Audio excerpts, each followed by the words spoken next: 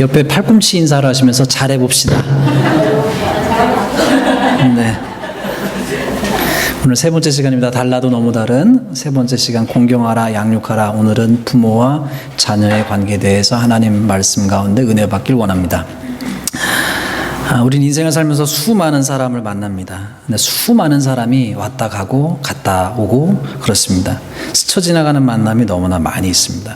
근데 그 많은 만남 가운데 마음이 통하는 만남은 얼마나 됩니까? 수많은 사람과 만나고 헤어지고 만나는데 그 중에서 여러분의 마음을 알아주고 마음 편안히 모든 긴장의 끈을 내려놓고 만날 수 있는 사람은 몇 명이나 됩니까? 만나면 그냥 기분이 좋아지고 만나면 이해받는 듯한 느낌이 드는 사람은 몇 명입니까? 마음이 통하는 친구, 나이를 떠나서 마음이 통하는 사람은 몇 명입니까? 그러면 우리 인생에서 마땅히 그래야 하는 소중한 관계가 여러 가지가 있는데 특별한 관계가 있습니다. 하나님 주신 그 특별한 관계 가운데 첫 번째는 부부의 관계이겠죠. 그리고 그 관계와 거의 비슷하게 우리에게 특별한 인생 전체에 걸쳐서 우리에게 특별한 또 하나의 관계는 부모와 자녀의 관계인 줄로 믿습니다. 성경을 보시면 성경 속의 부모와의 자녀들의 모습은 어떻습니까? 여러분이 성경을 조금 자세히 보시면 창세기에서부터 많은 부모와 자식의 이야기가 나옵니다. 아담과 하와에게는 가인과 아벨이라고 하는 아들들이 있었습니다. 그런데 비참하게도 첫 번째 가정이었던 아담과 하와 부부에게서도 큰 문제가 있었을 뿐만 아니라 그 첫 번째 가정의 첫 번째 아들들이었던 가인과 아벨은 첫아들 가인이 아벨을 죽이는 이야기로 창세기의 가족사가 시작되고 있습니다. 조금 지나가고 노아와 그 아들들이 나오는데 노아는 방주를 지었지만 자기의 그 아들 중에 한 명을 저주하는 관계가 되어지고 맙니다. 아브라함 어떻습니까? 아브라함에겐 이스마엘과 이삭이 있었습니다. 엄마가 다른 두 아들들이 있었고 결국은 이스마엘은 쫓아내고 이삭이 모든 것을 소유를 얻는 아들이 되었습니다. 그러나 또 아브라함과 이삭도 창세기 스토리를 가만히 생각해 보면 하나님께서 모리아산에서 이삭을 바치라고 했을 때 이삭 입장에서 생각해 보면 그것이 얼마나 큰 트라우마로 남았을까 충분히 생각하고도 남습니다. 이삭은 어떻습니까? 이삭에게는 야곱과 에서라고 하는 아들이 있었습니다. 이삭은 에서를 편애했고 리브가는 야곱을 편애했습니다. 편애로 말미암아 그 아들 야곱은 어떻게 되느냐? 자기가 그렇게 사랑받던 어머니의 임종도 지키지 못하게 되었습니다. 야곱은 어떻습니까? 야곱에게 12아들이 있었었는데 야곱의 그 12아들은 그 아빠가 부인이 4명이었는데 특별히 11번째 아들 요셉을 편애해서 나머지 위로 10명의 형들이 그 요셉을 죽이려고 했고 팔아 넘겼습니다. 성경을 조금 더 가서 엘리 제사장의 이야기는 어떻습니까? 엘리 제사장은 제사장이었음에도 불구하고 그 아들들이 하나님 앞에서 큰 죄를 지었습니다. 하나님을 모욕하고 아버지 이름을 욕되게 했습니다. 그럼 여러분 사무엘은 어떻습니까? 사무엘의 어머니 한나는 기도의 어머니로 유명합니다. 그런데 여러분 그거 아세요? 한나와 사무엘의 얘기는 있는데 사무엘의 와이프의 이름은 성경에서 얘기하고 있지 않습니다. 사무엘의 아들들의 이름들도 알려진 바가 없습니다. 왜 그럴까 한번 생각해 보세요. 왜 사무엘과 한나의 이야기는 그토록 유명한데 사무엘과 그 아들들의 이야기는 왜 그렇게 성경이 침묵하고 있을까? 사무엘 아들들이 제대로 하지 못했기 때문에 백성들이 왕을 세워달라고 얘기하기 시작했습니다. 이렇게 성경을 가만히 보면 참 문제없는 가정이 없고 문제없는 부모와 자식 간의 관계가 없는 것처럼 보여집니다. 그러면 여기 그 다음 질문처럼 우리는 여러분 어떻습니까? 여러분은 어떻습니까? 저는 어떻습니까? 우리 가정의 부모와 자녀, 나와 자녀의 관계, 나와 부모의 관계는 어떻습니까? 어떠했고 지금 어떠하고 앞으로 어떻게 될 것입니까? 여러분 우리가 살다 보면요 이런 사람들이 있습니다. 자녀와 관계 때문에 미치겠다는 부모들이 많이 있습니다. 이거는 인종을 떠나서 피부 색깔을 떠나서 이런 사람들 많이 있습니다. 자녀와 관계 때문에 미치겠다. 여기 책 2권 있는데요. Why do they act that way? 왜 쟤들은 저렇게 도대체 행동하는 거야? 또 하나의 제목은 여기 빨간색 여기 책이요. 뭐라고 되어 있냐면 너 그 옷을 입고 있는 거야? 엄마하고 딸하고 관계에서 미치기 때문에 엄마가 쓴 책이에요. 그럼 여러분 자녀와 관계 때문에 미치겠다는 부모만 있느냐? 그렇지 않습니다. 뭐도 있어요? 부모와 관계 때문에 미치겠다는 자녀들도 있습니다. 세상을 가만히 살다 보면 상처받은 부모들의 이야기가 있고요. 상처받은 자녀들의 얘기가 있고, 그리고 상처받은 부모와 자녀들이 어떻게 돼요? 소통해야 되는데 소통이 잘 안 되고 뭐가 돼요? 불통이 되고요. 불통을 넘어서서 또 어떻게 돼요? 나중에는 이건 만들어낸 말입니다. 따라해 봅시다. 시작. 뭐라고요? 예, 무통이에요. 무슨 얘기냐? 소통이 아예 없어버려요. 연락하지 않아요. 이것이 하나님의 원래 계획이냐? 그렇지 않습니다. 하나님의 원래 계획은 부부가 행복하기를 원하시듯 부모와 자녀의 관계가 정말로 행복한 관계가 되기를 원하십니다. 가장 친밀해야 될 관계가 가장 소원해진 관계로, 소통을커녕 서로 얘기도 하지 않는 부모와 자녀 관계는 하나님의 계획이 아닙니다. 하나님의 처방은 뭐냐? 여러 가지 성경에서 나오는데 오늘 함께 읽으신 말씀이 이렇게 되어 있죠. 자녀들아, 주 안에서 너희 부모에게 순종하라. 이것이 옳으니라. 순종하라. 첫 번째. 두 번째는 내 아버지와 내 어머니를 공경하라. 두 번째. 이것이 약속이 있는 첫 계명이다. 자녀들에게 얘기하는 것은 뭐냐? 4절 말씀 보시면 아비들아, 부모에게 아비들아, 너희 자녀를 노엽게 하지 말고 오직 주의 교양과 훈계로 양육하라. 성경 말씀을 종합해서 보면 순종하고 공경하라, 순종하라, 공경하라. 그리고 뭐예요? 노엽게 하지 말라, 잘 양육하라. 이것이 성경이 우리에게 주시는 교훈이죠. 그러면 이 말씀을 한번 하나하나 좀 생각해 보십시다. 먼저는 자녀 입장에서부터 한번 생각해 보십시다. 성경이 뭐라고 얘기하고 있어요? 자녀들에게? 왜 먼저 자녀 입장을 먼저 생각해 보냐면, 그래도 자녀들보다는 우리가 좀 철이 들었잖아요. 그렇죠? 맞죠, 여러분? 그러니까 어른들 입장에서, 부모된 입장에서 자녀 입장 한번 생각해 보자고요. 자녀들에게 주시는 말씀, 부모에게 주시는 말씀을 자녀 입장을 고려해서 하시는 말씀이 뭐였냐면, 자녀를 노엽게 하지 말래. 저는 이 성경 말씀 읽을 때마다, 여러분 티네이저를 기르는 분들은 경험하시겠지만, 길러보신 분들은 이미 아시겠지만, 자녀가 부모를 노엽게 하나요? 부모가 자녀를 노엽게 하나요? 어떤 게 많으신 것 같으세요? 아주 말을 잘 듣는 아들하고 딸들만 기르셨다면 별로 그러실 일이 없겠지만, 조금 반항기 있는 아들, 딸을 길러보셨다면 부모가 뚜껑이 열리는 경우가 종종 있지 않습니까? 그런데 왜 성경은 우리의 상식과는 다르게, 우리의 경험과는 다르게 뭐라고 얘기하고 있어요? 자녀를 노엽게 하지 말래요. 왜 자녀를 노엽게 하지 말라고 하셨을까? 왜 특별히 여기 쓰여있는 노엽게라고 하는 단어가 영어에는 굉장히 exploit인가 뭐 그런 단어로 되어 있는데, 그 뜻이 뭐냐면 격분시키지 말라, 이런 뜻이더라고요. 격분시키지 마라, 자녀들을. 왜 자녀들을 격분시키지 말라고 하셨을까? 왜 노여운 자녀들의 얘기가 나올까? 그러니까 자녀들이 화가 나 있다는 얘기잖아요. 그렇죠? 우리 교회 도서관에 아주 좋은 책이 있습니다. 이 말씀 하나만 갖고 쓰여진 책인데, 내 자녀를 노하게 하지 말라 라고 하는 책이 있어요. 시간 되시는 분들은 한번 읽어보시면 좋겠는데, 영어 원제는 The Heart of Anger예요. 그러니까 마음속에 있는 화. 에베소서에 나오는 이 말씀을 가지고 깊이 성경적인 중심을 가지고 쓰여진 책입니다. 여러분, 그래서 예배 끝나시고 다시 갖다 놓을 테니까 필요하신 분, 마음에 관심 있으신 분은 보시기 바랍니다. 왜 자녀들이 왜 그렇게 노엽게 됐을까? 첫 번째는 여러 가지 생각해 볼 수 있겠지만 힘의 불균형이 있는 것 같아요. 부모가 아무래도 힘이 더 있잖아요. 그러니까 쌓이는 게 많죠. 자유의 불균형이 있죠. 부모보다 자녀가 자유가 없잖아요. 호르몬 변화도 있습니다. 아까 그 보여드렸던 책 가운데 그 Why did you, 왜 그렇게 행동하는 거야? 그 책은 아이들의 브레인에 대한, 아이들의 뇌의 발달에 대한 과학적 보고서를 가지고 왜 10대들이 그렇게 행동할 수밖에 없는지를 분석해 놓았어요. 자녀 안에, 아이들 안에 쌓여있는 화가 많고 점점 쌓여가고 있습니다. 그러면 어떻게 해야 되느냐? 그 쌓인 문제를 어떻게 해야 되냐면 소통의 문제로 풀어야 되고, 두 번째는 존중의 문제로 풀어야 되겠죠. 그럼 자녀 입장에서 조금 더 생각해 봅시다. 왜 그런 일이 생길까? 첫 번째는 뭐냐면은 자유와 이 컨트롤의 문제죠. 자유와 컨트롤의 문제. 예. 죄송합니다. 이걸 얘기를 안 하고 왔네요. 소통의 문제. 자, 여러분, 이런 얘기를 많이 합니다. 아이들이 무슨 얘기를 해요? 우리 부모님하고는 말이 안 통해. 말이 안 통해. 그리고 여러분, 또 어떤 문제가 있습니까? 부모하고 자녀하고 얘기를 하면요, 보통 누가 더 얘기를 오래 하죠? 부모님이 오래 하세요? 자녀들이 오래 하세요? 부모가 오래 하잖아요. 어떤 부모님은 아이를 잡아놓고 1시간도 얘기합니다. 어떤 부모님은 2시간도 얘기합니다. 그러면 문제가 뭐냐, 여러분?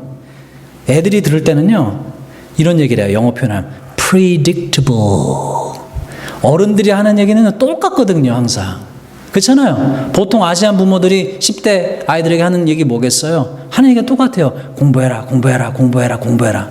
조금 더 크면요, 교회 다니는 어린들이 애들, 청년들에게 뭐라고 얘기했어요? 교회 다니라, 교회 다니라, 교회 다니라, 교회 다니라. 아이들은, 자녀들 때는요, 한 얘기를 또 하고, 한 얘기를 또 하고, 한 얘기를 또 하거든요. 그렇잖아요. 그러니까 그 내용이 충분히 예측 가능한 얘기를 계속 하는 거예요. 그리고 아이들이 여러분께 묻고 싶습니다. 소통의 문제가 있는데 첫 번째는 뭐냐면, 왜 소통의 문제가 있느냐? 아이들이 듣는 음악을 여러분 한번 대보세요. 요즘 여러분의 자녀들이 듣고 있는 음악을 5개만 대보세요. 아이들이 보고 있는, 자녀들이 보고 있는 웹툰이나 인스타그램이나 만화나 영화의 제목을 한번 대보세요.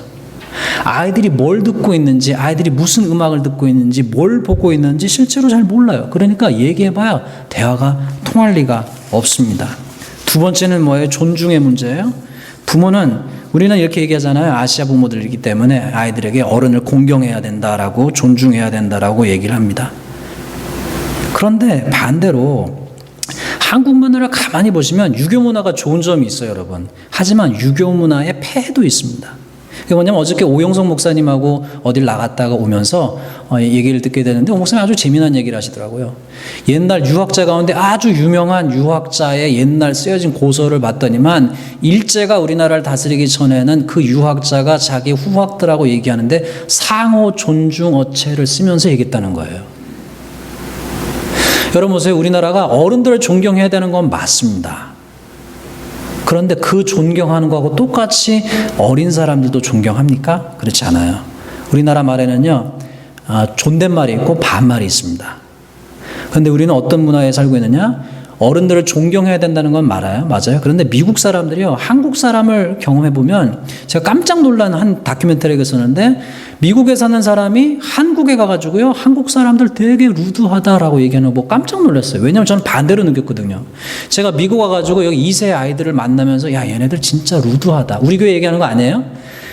티네이저들 얘기하는 건데, 아이들 보면서 되게 루드하다라고 느꼈어요. 루드하고 느낀 이유는, 저는 어른이니까 2세 아이들이 나한테 마땅히 존댓말하고 인사를 먼저 하고 해야 되는데 그렇지 않더라고요, 2세 아이들이. 여기서 자라는 아이들이. 근데 저는 그게 루드하다고 느꼈어요. 그런데 나중에 시간이 지나고 보니까 그렇지 않아요. 우리 문화에서는요, 어른들을 마땅히 무조건 공경하라고 얘기합니다. 그러나 우리의 약점이 뭐냐면, 우리보다 나이 어린 사람들에게 함부로 하는 경향이 있어요. 뭘 해야 되느냐? 존중해야 됩니다. 여러분께 묻겠습니다. 여러분 자녀의 방에 들어가시면 노크하시고 기다리시는 분 손 들어보세요. 자녀를 기르시면서 노크하시고 나서 자녀가 엄마 들어오세요 라고 할 때까지 기다리시는 분, 손 들으셨는데 잘하셨어요. 저는 이거 회개해야 됩니다. 왜냐? 노크도 안 하고요, 그냥 들어가거든요. 미국에서 자란 아이들은 이게 굉장히 받아되는 거예요.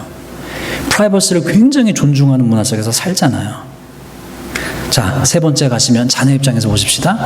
자유와 컨트롤의 문제가 있어요. 아마 여기 계신 분들 가운데 자녀를 기르시면서 어떤 분들은 아주 완전 통제형의 부모가 있으셨을 거고요, 완전 방임형의 부모가 있으셨을 거고, 이 사이 어느 중간이신 분들이 있었을 거예요. 그렇죠? 그러면 자 보십시다. 통제형의 부모들은 대개는 여러분 아시다시피 미국 사회에서 아시안 부모들, 중국인 부모들, 한국인 부모들도 어떤 부모로 유명하느냐? 헬리콥터맘 혹은 뭐라고 그러죠? 타이거맘.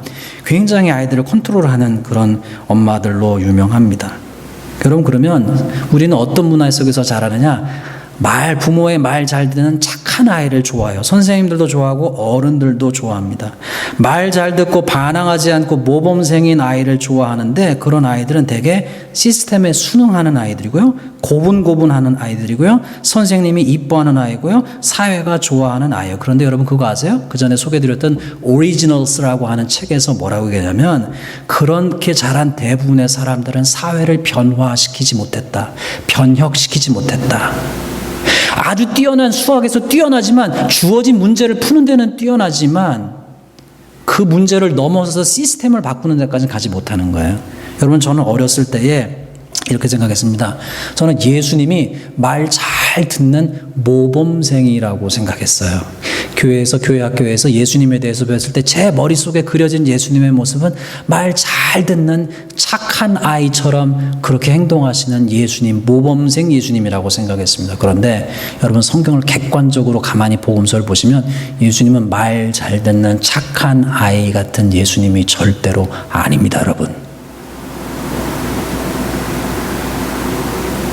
제가 저희 아이들을 기르면서 저희 집에서 말 잘 듣는 애들이 있거든요. 걔네들한테 제가 뭐라고 얘기한 줄 아십니까? 누구를 위해서 말 잘 듣는 거냐? 너네 둘은 말 잘 안 들어도 괜찮아. 너네는 스피크업해. 너네 얘기를. 너네는 그럴 필요가 있어. 여러분 보세요. 말 잘 듣고 반항하지 않고 모범하는 아시안 아이들이요. 실패를 잘 안 해요. 칭찬만 받고. 그래서 칭찬만 받기를 원하기 때문에 실패하는 걸 시도하지 않아요. 그 오리지널스 책에 나와요. 그래서 문제가 어떻게 되느냐? 실패할 것은 아예 안 해요. 왜냐하면 실패하면 안 되니까. 그리고 여기 이 지역에 사시는 노던버지냐 미국 부모님들도 아이들이 실패하지 못하도록 막 벌벌 떨어요. 그런데 여러분 실패하지 않았던 이들은요 인생에서 실패를 만난 순간에 큰 낭패가 옵니다. MIT라고 보스턴에 있는 대학교, 하버드 대학교 같은 게 얼마나 좋은 명문대예요. 그런데 여러분 그거 아세요? MIT에 들어가면 웬만큼 수학 잘하는 애들도 우리 식으로 따지면 수음이 양가에서 양가를 맞더라고요. MIT를 졸업하지 못하고 자살하는, 아프게도 자기의 생을 비극적으로 마감하는 애들 얼마나 많은 줄 아세요, 여러분? 우리 자녀들이 실패할 때 실패하게 둬야 돼요, 여러분. 저나 여러분이 실패를 막아줄 수 없습니다. 막아줘서도 안 돼요. 인생은 실패의 연속이고 그 실패를 통해서 뭔가를 배우면 돼요. 그런데 부모가 너무 다 컨트롤한 아이들은 자기 컨트롤을 하지 못해요. 셀프 컨트롤 할 수 있는 기회가 없었어요. 여러분 생각해 보세요. 그렇게 컨트롤 당했던 아이가 목말랐던 게 뭐겠어요? 제가 그런 아이들이라면 빨리 그 집에서 나가고 싶을 거예요. 왜냐하면 자유가 없거든요. 마침내 고등학교를 졸업하고 마침내 자유를 얻은 딸들은요 집에 돌아오기 싫어할 겁니다. 왜요? 집에 돌아가면 또 뭐가 있어요? 컨트롤하는 엄마 아빠가 있거든요. 더 이상 감시받고 싶지 않습니다. 더 이상 컨트롤되고 싶지 않습니다. 더 이상 통제되고 싶지 않습니다. 여러분 아이들은 반항적이어도 괜찮아요. 제가 우리 영어 예배 때 그렇게 말씀드렸는데 반항적이 괜찮다고. 반항적이어야 청소년기 때 반항적이어야 자기 셀프 이스템이 발전될 수 있어요. 반항해보지 않고 자란 아이는요 자기 자아가 형성될 수 있는 기회가 없어요. 그래서 설교 시간에 이렇게 얘기했어요. 반항적이어도 된다. 그게 결론이 아니거든요. 왜 그게 결론이 아니냐? 반항적인 그 과정을 통해서 어떻게 돼요? 아이가 마침내 시간이 지나면 달라질 거거든요. 자기 주장이 강한데 남에 대한 배려가 없는 것은 문제예요. 하지만 여러분 더 멀리 보시면 다 아이들은 공사 중이에요. 기다려주시면 돌아옵니다. 여기서 잠깐 생각해보고 싶은 게 여러분 이거예요. 부모와 코치의 차이점. 부모와 코치의 같은 점이 있고 다른 점이 있습니다. 같은 점은요 잔소리를 해요. 코치도 잔소리를 하고 부모도 잔소리를 합니다. 잔소리를 그런데 포기하는 부모는 어리석은 거예요. 왜냐하면 여러분 교육의 아주 중요한 것 중에 하나가 설교를 잘하시는 목사님들 중에 공통점이 뭐냐면 설교를 반복해서 하세요. 반복의 이유는 교육은요 한 번 얘기했다고 되지 않아요. 듣는 것이 목적이라면 한 번 하고 됩니다. 그러나 그것이 체화되는 것이 목적이라면 교육은 반복되어져야만 합니다. 제가 아는 미국에 한 부모님이 있는데 아들이 둘이 있어요. 두 아이들이 미국 아이치고는 너무 샤이한 거예요. 얘네가 미국 사회에서 어떻게 할 수 있을까? 그런데 그 엄마가요 그 아들들을 포기하지 않고 계속 끌어가더라고요. 보이스카우트로. 되게 샤이했어요. 리더십이 없던 아이들이에요. 그런데 그 아이들을 계속 엄마가 끌어가니까 그 두 애가 마침내 다른 애들보다 더 먼저 시작했던 애들보다 먼저 이글 스카웃이 돼서 얼마나 연설을 잘하는지요. 제가 그 이글 스카웃 세레머니 갔다 온 다음에 이렇게 생각했어요. 저 엄마가 끌어주지 않았다면 저 아이들이 저렇게 되었을까? 코치와 부모의 다른 점이 있다면 말씀드린 대로 부모의 잔소리가 필요합니다. 그런데 부모는 잔소리를 잔소리로 들리게 합니다. 애에게 생각할 기회를 안 주고요. 결론을 맨날 얘기해요. 그러니까 애들이 predictable, I'm sick and tired. 하죠. 지겹다고. 그런데 코치는요, 똑같은 소리를 하는데 어떻게 하느냐? inspire 합니다. 영감을 자극해요. 아이들을 생각하게 해요. 질문을 던져요. motivate, 동기부여를 합니다. encourage를 해요. 그리고 그 아이들을 설득하고요. 그 아이들이 마침내 흥미를 갖게 하고요. 마침내 그 아이들이 put them into practice, 실천하게 해서 마침내 그 아이들이 리절트를 만들어내요. 제가 요새 깨닫게 되는 것이 뭐냐면, 저도 우리 세 번째가 뭐예요? 네 번째가 말씀을 실천하는 교회인데, 제가 하나님 깨닫게 하셔서 제가 적은 게 뭐냐면, 하나님 패스터이면서 코치여야만 하겠네요. 성도님들이 말씀을 듣고 실천하지 않으면 여러분 말짱 꽝입니다. 아무런 변화도 일어나지 않아요. 목회자도 코치가 돼야 되고, 속회주도 코치가 돼야 되고, 부모님들도 코치가 되셔야 합니다. 다시 돌아오십시다. 네 번째 문제는 뭐가 있어요? 기대치의 문제가 있습니다. 무슨 얘기를 하려고 하냐? 자녀 입장에서 보면요, 부모가 기대를 할 때 어떤 문제가 생기느냐? 계속해서 높아지는 기대치가 문제인 거예요. 리고렌 목사님이 이 세상 지구에 2명의 unpleasant people이 있다. 그게 누구냐면 부모님이라는 거예요.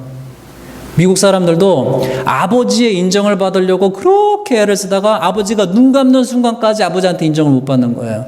왜냐하면 부모의 expectation 어떻게 해요? 이만큼 해서 거기까지 갔더니만 또 해요.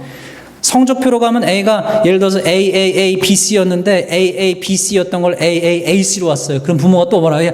야, 이거 A 잘했다 이거 얘기하지 않고 뭐라 해요? 예, C 올려야지 C. 그런 게 성적표만 그러냐? 그렇지 않습니다, 여러분.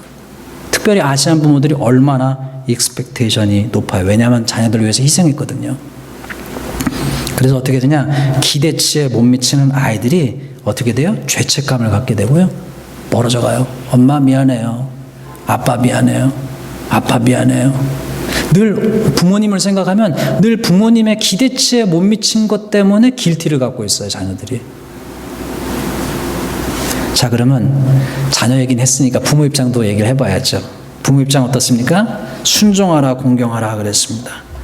자녀들아, 주 안에서 너희 부모에게 순종하라, 이것이 옳다고 그랬어요. 그리고 공경하라고 그랬습니다.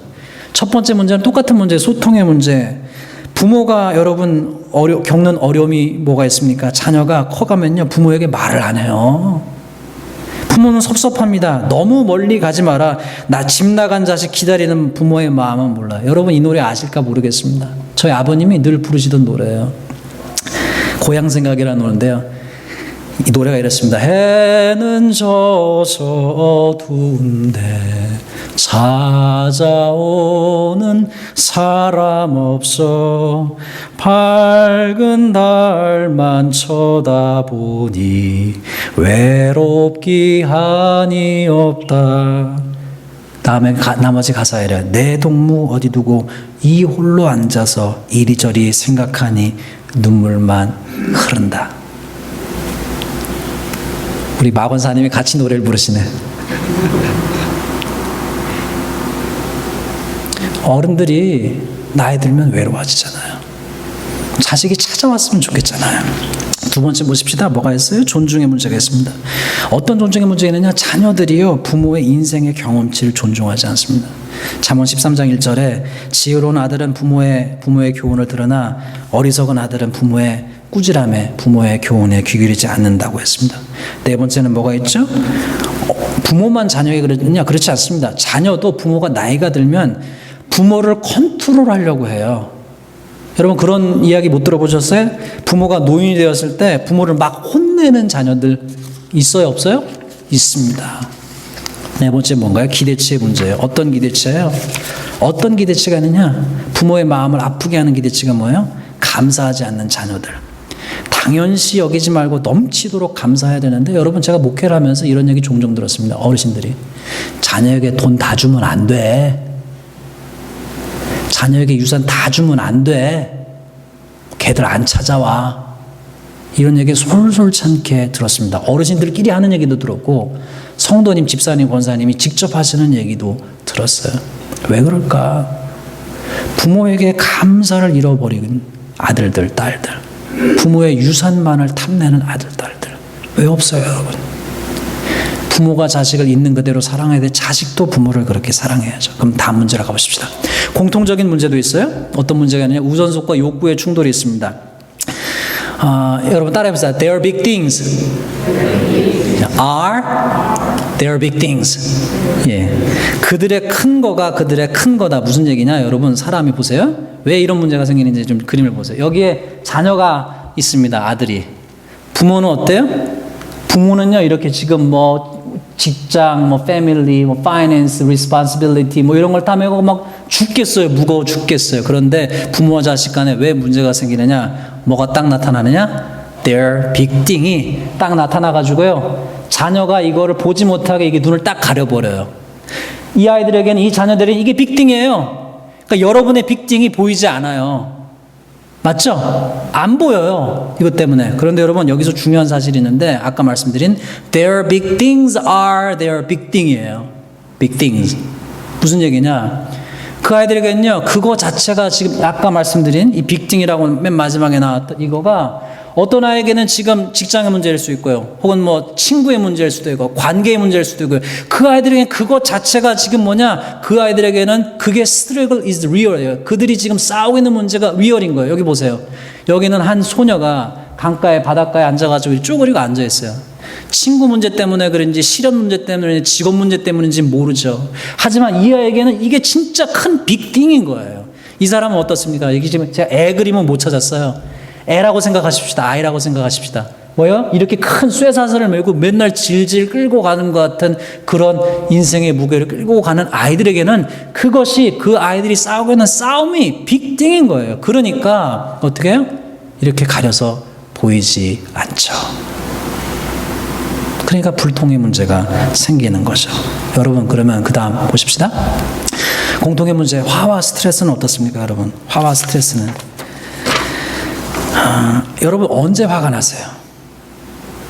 저는 가만히 봤더니만 사람들이 화나는 게요. 너무 피곤할 때, 너무 인생의 무게가 무거워질 때, 그리고 가장 화가 날 때는 어떻게 해야 될지 모르는 uncertainty 앞에서 frustrate 될 때, 그때 화를 내더라고요. 아이들도 그러고 부모들도 그렇습니다. 세 번째는 뭐예요? 아까 말씀드린 외로움의 문제가 있습니다. 너무 바빠요. 아이들이 부모를 필요할 땐 부모가 없고요. 아빠가 없고요. 나중에 여러분 그거 아세요? 여러분은 시간이 많습니다. 근데 이제는 누가 시간이 없어요? 자라난 자녀들이 시간이 없어요. 세 번째는 어태치 문제가 있습니다. 사람마다 다 자기의 정서가 붙어 있는 게 있어요. 아이들이 어릴 때 여러분 이거 기억나세요? 곰인형이 하나 있는데요. 너덜너덜해질 때까지 그 곰인형을 갖고 있다가 부모는 입장에서 볼 때는 야 그거 너덜너덜하니까 이제 쓰레기통에 버려 이래요. 그래서 어떤 엄마들은 버립니다. 애들은 울고불고 난리 나죠. 그런데 여러분 그거 아세요? 저희 할아버지 96세 때 돌아가셨는데 돌아가실 때까지 어떤 이불을 버리지 않으시더라고요. 모르는 사람이 볼 때는요. 아버지 우리 집에 오면 누가 남이 보면 욕해요. 아버지 이불도 안 사준다고. 자식의 입장에서는 그렇잖아요. 근데 부모 입장에서는 어때요? 거기에 어태치먼트가 있는 거예요. 저희 집 아이 중에 하나가 이불이 그래요. 제가 버리라고 몇 번을 새로 사준다고 그러는데 안 버린대요. 왜 그런지 아세요? 작은 이모가 사준 거고 한국에서 갖고 온 거기 때문에 엄마 스티치 해달라고 그래요. 아이들이. 뭐가 있어요? 어태치먼트의 문제가 있습니다. 여러분 좋은 관계의 핵심 기술은 뭐예요? 같이 따라해보세요. 빨간색 시작. 상대방이 목마른 것을 줘라. 여러분 상대방이 목마른 것을 주셔야 돼요. 내가 주고 싶은 것을 주면 안 되고요. 상대방이 목마른 걸 줘야 돼요. 제가 말씀드렸잖아요. 사랑의 5가지 은혜에서 제일 중요한 것은 내가 주고 싶은 것을 주면 아무 소용이 없어요. 상대방이 목마른 것, 상대방이 배고픈 것, 상대방이 받고 싶은 것을 주셔야 돼요. 자녀와 부모의 관계도 마찬가지죠. 함께하는 시간인지 선물인지 봉사인지 인정하는 말 존중인지 혹은 감사하는 말 존중인지 아셔야죠. 지난 주간에 부모 자녀 서베이를 부탁드렸는데 딱 2분이 반응해 주셨습니다. 할렐루야. 그래도 안 해주신 것보다 훨씬 낫습니다. 2분 해주셨는데 질문이 이랬습니다. 내가 자녀를 기르면서 실수한 것들. 첫 번째는 뭐냐면 자녀들을 교육할 때 어떤 분이 이렇게 써주셨어요? 자녀들을 교육할 때 감정적으로 말하면서 가르친 것은 결과와 상관없이 내 스스로에게 실망스럽고 자녀들에게 미안한 감정을 가지게 된다. 하지 말아라 위험하다고 너무 많이 제약하고 통제하려고 했던 것들 모든 감정들과 하고 싶었던 얘기들에 응답해주지 않고 결론만 얘기했던 것들, 시간이 지나고 보니 이게 실수한 것 같다. 두 번째, 다시 그 시절로 돌아가면 하지 않을 것, 분낸 것, 지나치게 간섭하고 혼낸 것들 좀 하게 둘걸. 내가 자녀 양육에 대해서 내가 다른 사람에게 소개해 주고 싶은 것들, 내가 자녀를 기르면서 잘한 것들, 성경 말씀을 외우게 한 것, 가정 예배를 드린 것, 교회에 데리고 간 것, 솔직하게 내가 잘못된 것을 말하고 용서를 구한 것, 저는 이거 굉장히 탁월한 부모님이라고 생각해요. 여러분, 한국 문화는, 아시아 문화는 윗사람이 아랫사람에게 잘 사과하지 않습니다. 부모도 자녀에게 사과하셔야 돼요. 언제까지 사과하셔야 되냐? 때때로 그 아이의 마음이 풀릴 때까지 사과하셔야 돼요, 여러분. 그럼 아이들이 어느 순간이 옵니다. 아빠, 엄마, 이제 그만 얘기해. 나 진짜 괜찮아. 그때까지 하셔야 돼요. 그러면 그때서부터 애들이 let it go, 그 상처를 가게 됩니다. 또 한 분이 이렇게 쓰셨어요. 내가 자녀를 기르면서 잘한 것, 늘 고맙다고 얘기하는 것. 자녀 양육에 대해 내가 다른 사람에게 소개시켜 준 건, 어릴 때 가르친 것은 아이들이 여과 없이 받아들이고 기억한다. 비록 나중에 흔들린다 해도 하나님께로 돌아온다. 예, 맞습니다. 유스그룹에서 사춘기를 보내게 한 것, 그 안에서 리트릿을 통해서 목 놓아 기도하고 노래하고 목사님들과 리더들이 성경에 근거한 조언을 듣고 자라게 한 것, 자녀 양육에 대해서 내가 다른 사람에게 소개해주고 싶은 기술들, 싶은 것들, 매일 등교시에 말씀을 하나씩 외우게 한다. 자기 전에 돌아가면서 기도하게 한 것. 여기에다 제가 한 가지만 더 하겠습니다. 저는 지금까지도 아직도 좌충우돌 많이 하고 있습니다. 애들 키우면서. 저는 애를 딱 낳고 보니까 제가 애 낳을 준비가 안 됐더라고요. 말도 안 통하고. 그래서 시행착오를 많이 했습니다. 그래서 잘 못해서 자녀 양육에 관계된 책들을 많이 읽었어요. 근데 그 중에서 아주 도움이 된 기술 중 꼭 나누고 싶은 기술이 있는데, 그게 뭐냐면 자녀에게 부모가 생각하고 있는 것을 자녀에게 미리 얘기해 주는 스킬이었어요. 그게 뭐냐면, 아이들이 어릴 때, 커서도 마찬가지인데요, 아이들이 어릴 때 어른들이 자주 하는 실수가 뭐냐면, 어른들끼리 막 얘기해요. 친구네 집에 가서 부모님, 엄마끼리 얘기해, 아빠끼리 얘기해. 그리고 나서 애들한테, 예를 들어서 12시에 가려고 마음 먹고 있었어요. 근데 12시 딱 되자마자 애들한테 야, 가자! 그럼요, 애들이 난리가 납니다. 여기서 중요한 게 있어요. 엄마 아빠는 머릿속에 언제 갈 생각이 있었어요? 이미 12시에 가야지라고 하는 생각을 이미 하고 있었어요. 애들은요, 전혀 안 하고 있었죠. 그래서 그 책에서 가르쳐준 기준이 뭐냐, 아이들에게 미리 5분 전, 10분 전에 얘기를 해주라는 거예요. 이런 식으로. 야, 얘들아, 우리 10분 있다가 갈 거야. 마음에 준비하게 해주는 거죠. 그리고 10분 뒤에, 이제 5분 뒤에 갈 거야. 마음에 조금 더 준비하게 하는 거야. 그리고 자, 이제 가자 하면은 놀랍게도 애들이 암소리 안 하고 일어납니다. 여러분, 해야 할 말이 있고요. 결론이 있는데, 이거 빠졌네. 해야 할 말이 있습니다. 해야 할 말이 있는데 뭐냐면, 부모가 자녀에게 해야 할 말이 있어요. 넘치도록 해야 할 말이 있습니다. 첫 번째는 사랑한다. 넌 나에게 너무 소중하다. 잘했다. 괜찮다. 우리가 널 위해서 여기 있다. 필요하면 언제든지 전화해. 난 널 지지한다. 따라해 봅시다. 이미 난 너가 자랑스럽다. 자, 이 질문 크게 따라 하십시다. 너가 실패해도, 너가 큰 실수를 해도 넌 내 아들이야. 넌 내 딸이야. 큰 실수를 해도, 큰 실패를 해도 여전히 너는 내 아들이야, 내 딸이야. 여러분, 이거 반드시 해주셔야 됩니다. 왜냐하면 2019년에 여러분 유튜브를 가셔가지고 가장 favorite 송을 찾으면 반드시 매해마다 들어가는 송이 뭐냐면 Just as who you are. 너 있는 모습 그대로 너를 사랑해라 노래는 항상 들어가요, 여러분. 왜 그러느냐? 세상에 살면서 아이들은 여러 가지 자기의 자존감의 문제 경험을 합니다. 엄마 아빠 사랑은 변치 않아. 너가 성공해도 너가 실패해도 넌 항상 사랑스러운 나의 아들이고 딸이야. 뭘 잘했으면 너무너무 잘했어. 이렇게 얘기하세요. 너무너무 잘했어요, 아들이. 뭐 프로모션 됐어요. 뭐 올해를 받아왔어요. 뭘 어떻게 잘했어요, 아들 딸이. 그러면 너무너무 잘했어. 하지만 but 이거 명심해. 이거보다 더 중요한 거는 너의 존재 자체가 나에겐 기쁨이야. 너의 존재 자체가, 너가 살아있는 것 자체가, 너가 함께 있어서 나는 너무 행복해. 사랑의 아들, 사랑의 딸, 꼭 얘기하세요, 여러분. 몰라요. 어느 순간에 엄마의 그 말 때문에 아이들이 어문 선택을 하려다가 엄마의 그 말이 생각나서, 아빠의 그 말이 생각나서 애들이 그 어려움을 이겨냈을지 여러분 몰라요. 정말 꼭 하세요. 그리고 거기에다 2개만 더해도 합시다. 하나님 사랑하면서 살아라. 이웃을 사랑하면서 살아라. 자녀가 부모에게 해야 될 말도 있습니다. 그게 뭐냐? 아빠 엄마 고마워요. 아빠 엄마 감사해요. 아빠 엄마 사랑해요.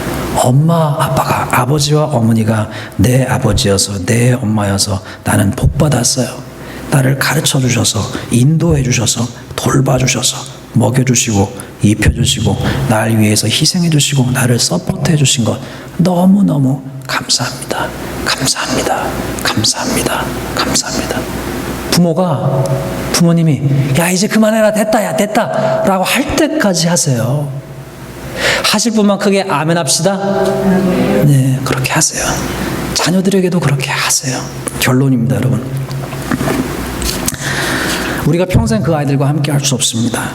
가게 해줘야 돼요. 어떻게 되느냐? 우리가 항상 그 아이들을 컨트롤할 수 없어요, 여러분. 아까 쓰여진 책 가운데 뭐냐면 이런 얘기가 나와요. 자녀를 컨트롤하려고 하지 말아라. 더 이상 컨트롤보다 더 중요한 게, 많은 부모가 리그렛하는 게 뭐냐면, 컨트롤하느라고 자녀하고 뭐가 끊어져 버렸어요? 커넥션이 꺼져 버렸어요. 커넥션이 없어져 버렸어요. 연결이 없어졌어요. 컨트롤보다 훨씬 중요한 건 커넥션이다. 여러분, 아이들은 어떻게 해요? 스스로 걸어가야 돼요. 스스로 사는 법을 배워야 됩니다. 실수해도 괜찮고, 넘어져도 괜찮고, 실패해도 괜찮습니다. 넘어진 곳에서 시간이 좀 걸려도 다시 털고 일어나서 뭔가 실패해서 배우면요, 반드시 성장합니다, 여러분. 다 따라해봅시다. 끝날 때까지. 끝난 게 아닙니다. 예, 끝날 때까지 끝난 게 아니에요. 부모와 자녀의 관계는, 친구는요, 그냥 끊기면 끊겨져요. 30년 친구도 연락 안 하면 끊어져요, 여러분. 그러나 부모와 자녀의 관계는 끝날 때까지 끝난 게 아니에요. 여러분, 우리의 인연은 질깁니다. 그러면 어떻게 되느냐? 여러분, 보세요. 가장 아름다운 정원이 있어요. 부모와 자녀의 관계는 정원과 같습니다. 어떻게 되느냐? 인생의 마지막 순간까지 어떻게 해요?